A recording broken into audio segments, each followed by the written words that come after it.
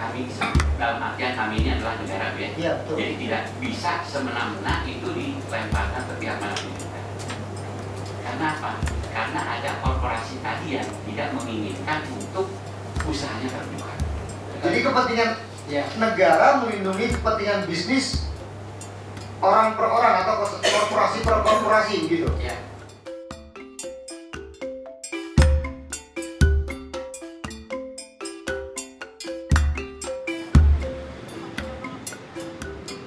Menyatakan informasi yang dimohonkan pemohon berupa 1. Dokumen RKUPHHK garis datar HA bersifat terbuka kecuali pada bagian yang memuat informasi sistem silvikultur, penggunaan dan penjualan serta analisis finansial. 2. Dokumen RKUPHHK HT bersifat terbuka kecuali pada bab 3 bagian sistem silvikultur, aspek prasarat, kelestarian fungsi produksi, dan bab 4 bagian perhitungan biaya pembangunan hutan tanaman pada IUPHK HT. 3. Dokumen rencana kerja tahunan pada hutan tanaman seluruh Indonesia tahun 2014 bersifat terbuka. 4. Dokumen lengkap rencana pemenuhan bahan baku industri RPBBI di atas 6.000 metrik di seluruh Indonesia yang masih berlaku sampai tahun 2014 bersifat terbuka. 5. Dokumen izin pemanfaatan kayu di seluruh Indonesia tahun 2012, 2013, 2000 dan 2014 bersifat terbuka. Dan diucapkan dalam sidang terbuka untuk umum pada hari Jumat tanggal 8 Mei 2015. Kita sudah 3 tahun memperjuangkan keterbukaan informasi di sektor kehutanan. Dan setelah 9 kali kami sidang, akhirnya Komisi Informasi memutuskan bahwa data-data izin pemanfaatan hutan yang kami perjuangkan itu memang data-data terbuka yang harus tersedia setiap saat, dan Kementerian Lingkungan Hidup dan Kehutanan harus mematuhi itu.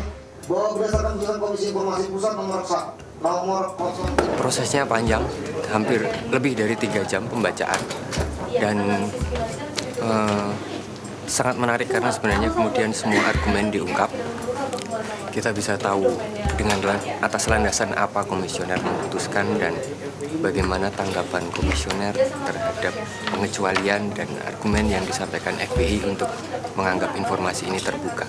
Artinya ini akan berharga sekali untuk teman-teman pemantau independen dan banyak pihak sebenarnya yang ingin ikut serta dalam proses pembangunan kehutanan.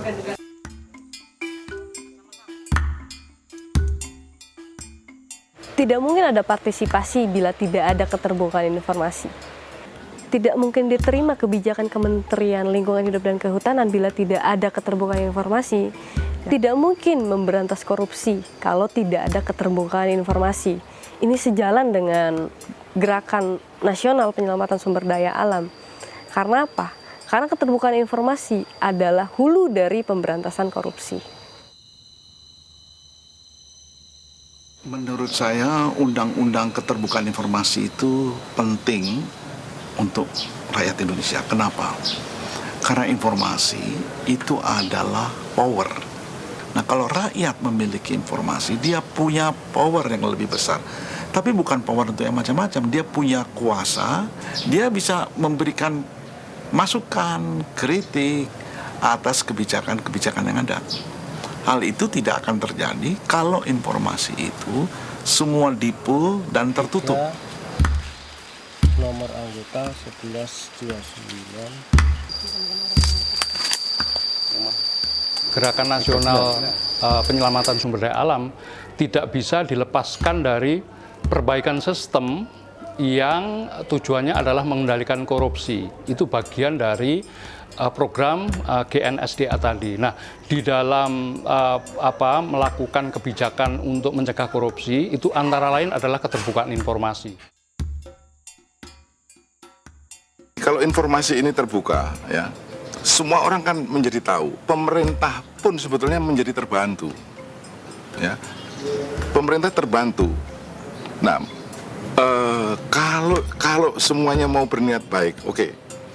Marilah kita bekerja dengan efisien. Ini akan sangat membantu ini keterbukaan informasi itu. Jadi pemerintah terbantu, swasta juga akan terbantu, publik pun dapat manfaat. Oke, bisnis kita menjadi lebih efisien, menjadi lebih kompetitif. Kita bisa berkompetisi dengan negara lain.